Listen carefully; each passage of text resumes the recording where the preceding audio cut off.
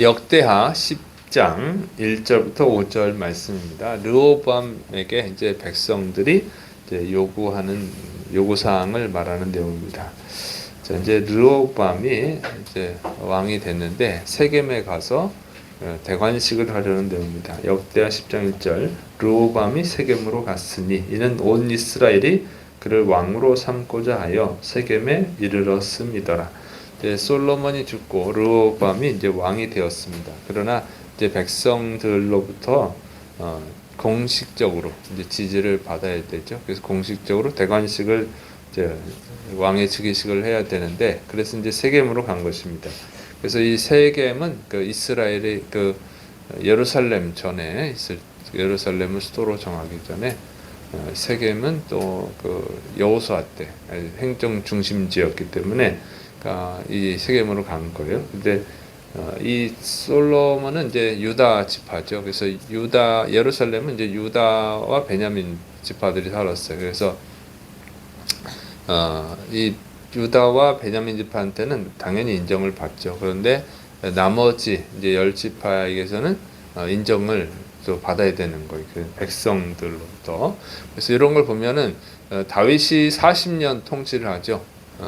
그런데 그 중에 반란도 있었잖아요. 그러니까 유다와 베냐민 지파 외에 다른 지파들은 이제 압살롬 따라서 반란을 일으키기도 했어요. 그래서 이렇게 40년 통치했지만 완전히 그 공고한 것은 아니에요. 그 기반이, 왕의 기반이. 그리고 이제 솔로몬이 또 40년, 그러니까 80년을 통치를 했음에도 불구하고 약간 이제 불안하다는 거죠. 적극 지지를 못 받는 거예요. 그래서 이제 세겜으로 가서 백성들한테 이제 지지를 받으려고 한 것입니다. 그러면 이제 뭔가 이제 문제가 있는 거죠. 자, 그다음에 두 번째로 이제 여로보암이 귀환을 하게 됐습니다. 역대하 10장 2절 느밧의 아들 여로보암이 전에 솔로몬 왕의 낯을 피하여 애굽으로 도망하여 있었더니 이 일을 듣고 여로보암이 애굽에서부터 돌아오매. 자, 이제 솔로몬이 죽으니까 이제 그 솔로몬이 죽이려고 해서 도망갔던, 애굽으로 도망갔던 여로보암이 돌아왔다, 그 얘기입니다. 그러니까 솔로몬이 여로보암을 이제 죽이려고 하는 이유가 있어요. 그것은 뭐냐면 하나님이 아이야 선지자를 통해서 예언을 했거든요. 이 솔로몬이 이제 하나님 앞에 바로 서지 못하니까 나중에 우상 숭배도 하고 하나님 미워하는 것도 하고, 그러니까 이제 이 나라를 두동강 내서 열 지파는 여로보암에게 주겠다, 이렇게 말씀하셨던 거예요. 열왕기상 11장 30절 31절 아이야가 자기가 입은 새 옷을 잡아 12조각으로 찢고 여로보암에게 이르되 너는 10조각을 가지라. 이스라엘 하나님 여호와님의 말씀이 내가 이 나라를 솔로몬의 손에서 찢어 빼앗아 10지파를 내게 주고. 그래서 이렇게 예언을 했거든요. 그러니까 이 솔로몬이 그럼 여로보암이 10지파의 왕이 된다는 거잖아요. 그래서 그렇게 되면은 이제 문제가 생기죠. 나라가 두동강이 나고, 또 여로보암이 이제 왕이 되면 이제 솔로몬의 자식은 두 지파의 왕이 되잖아요. 그래서 서로 싸우겠죠. 전쟁을 해야 되잖아요. 그러니까 그 불행을 이제 막고자 여로보암을 죽이려고 했던 거예요. 그런데 여로보암은 어떻게 죽이겠어요? 그 하나님이 계획하신 일인데, 하나님이 솔로몬을 징계하느라고 하신 거죠. 그러니까 어떻게 막겠습니까? 하나님의 계획을. 그러니까 이 여로보암을 죽이지 못하죠. 그렇게 살아남은 이제 여로보암이, 솔로몬이 이제 죽고 그의 아들 르호보암이 왕이 되니까 예루살렘으로 돌아온 거예요. 그러니까 이스라엘로 돌아온 거죠. 이스라엘로. 왜냐면은 이제 아이야 선지자가 한 그 예언이 이루어질 수 있다, 자기가 왕이 될 수 있다는 그런 기대감이 있었겠죠. 그래서 이렇게 돌아왔습니다. 그래서 용감하게 돌아왔어요. 이런 걸 보면은 여로보암은 악한 왕입니다. 악한 자인데도 불구하고 하나님의 그 말씀을 믿었다는 거예요. 이때는 하나님의 말씀을 믿고 그가 역경, 솔로몬이 죽이려고 하는데도 살아남고 그 고난을 참아낼 수 있었다고 하는 것이죠. 그러니까 이런 걸 보면은 악한 자들도 때로는 하나님의 말씀을 붙들고 그것으로 승리하기도 해요.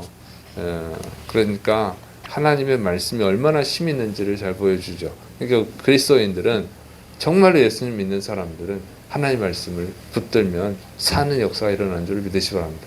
그런데 안타깝게 안 붙든다는 거죠. 가끔은 그래요. 참 안타까운 거예요. 안 믿는 사람들도 어쩔 때는 하나님 말씀을 붙들어요. 이렇게 보면 하나님 말씀을 이용하잖아요. 이 사람들이 안 믿는 사람들도 주워 들은 거 가지고 하나님 말씀을 인용을 합니다. 특히 이제 정치인들 보면은 청문회 때 이런 때 보면은 교회도 안 다니는, 교회 다니는 분도 인용하지만 교회 안 다니는 분들도 가끔 성경 말씀을 인용해서 얘기를 해요. 그럼 무슨 안 좋은 거죠. 물론 안 좋은 건데 그렇게 이용을 하는데, 예수님을 믿는 사람, 하나님 믿는 사람은 당연히 하나님 말씀을 붙들어야죠.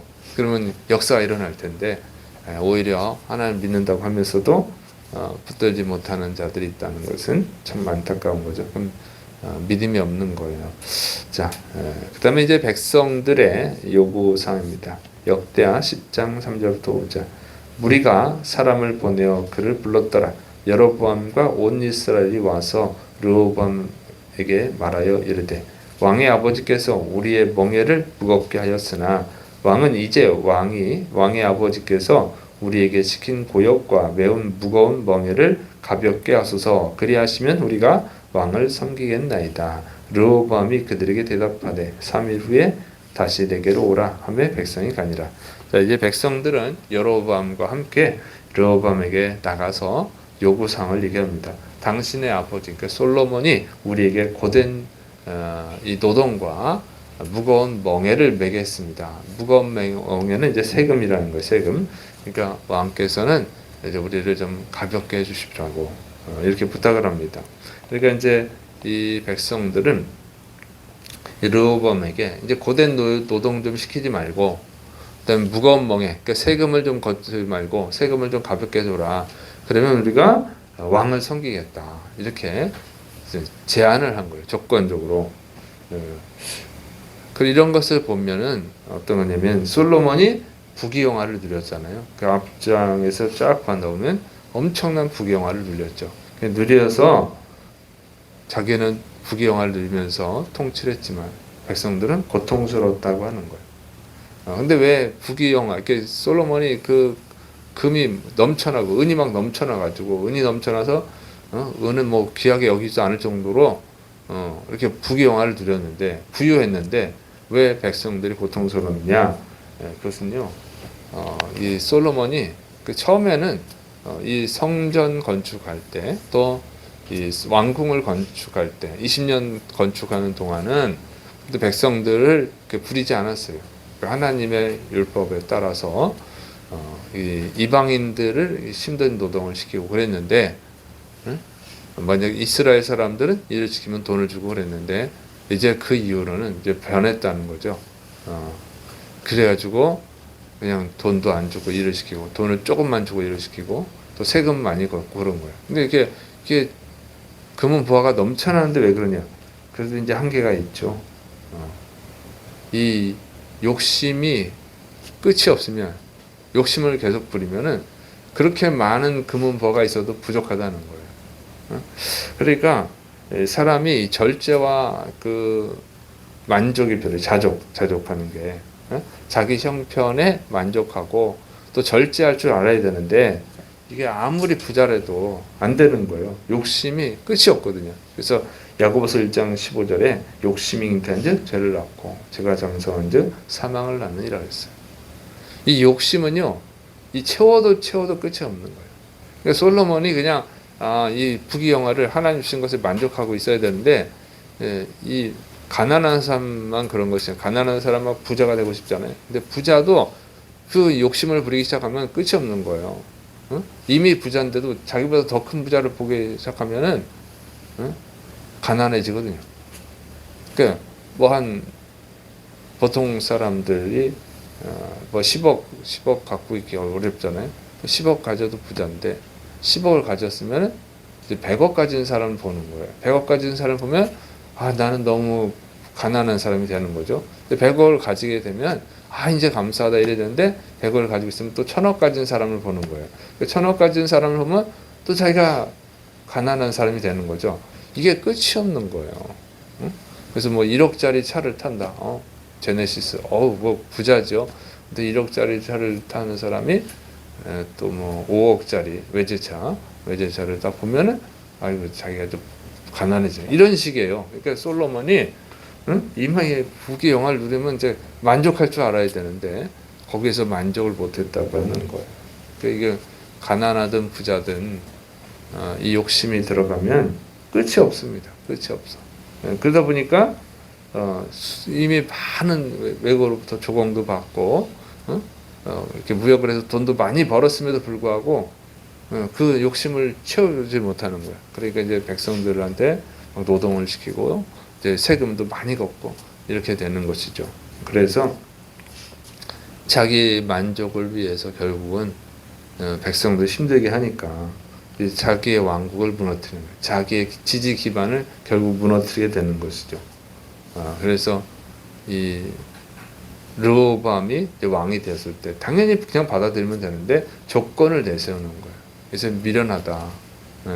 솔로몬이 지혜의 왕이었지만 결국 욕심에 빠졌을 때는 미련한 자가 되고 만 것입니다. 그래서 우리는 만족할 줄 알아야 돼요. 내가 열심히 살고 그 결과에 만족할 줄 알아야 돼요. 내가 열심히 산 것에 만족하고 절제할 줄 알아야 됩니다.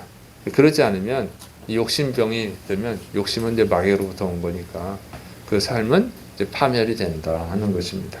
근데 이 르호보암, 솔로몬의 아들 르호보암은 역시 밀어내요. 백성들이 조건을 요구하잖아요. 조건을 내세웠잖아요. 그리고 이 세겜을 중심으로 있는 이 10지파는 그렇게 지지하지 않아요. 강력하게 지지 않았다고. 압살롬 때도 반란을 일으켰고 또 여로보암도 이렇게 반란 기미가 있었고 그러니까 똑똑하게 그걸 받아들여야 되는데 3일 후에 와라. 그건 바보 같은 소리죠.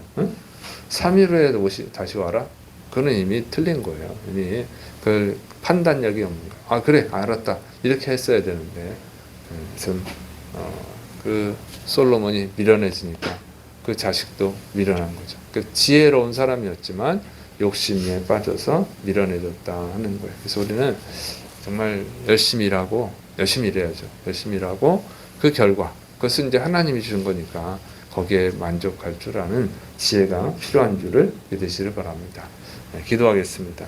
사랑이 많으신 하나님 아버지, 우리가 정말 하나님의 은혜로 살고 있음을 명심하고 열심히 일하고 그 주어진 삶의 결과에 만족하고 감사할 줄 아는 지혜로운 자들이 되게 하여 주옵소서. 예수님의 이름으로 감사하며 기도드립니다. 아멘.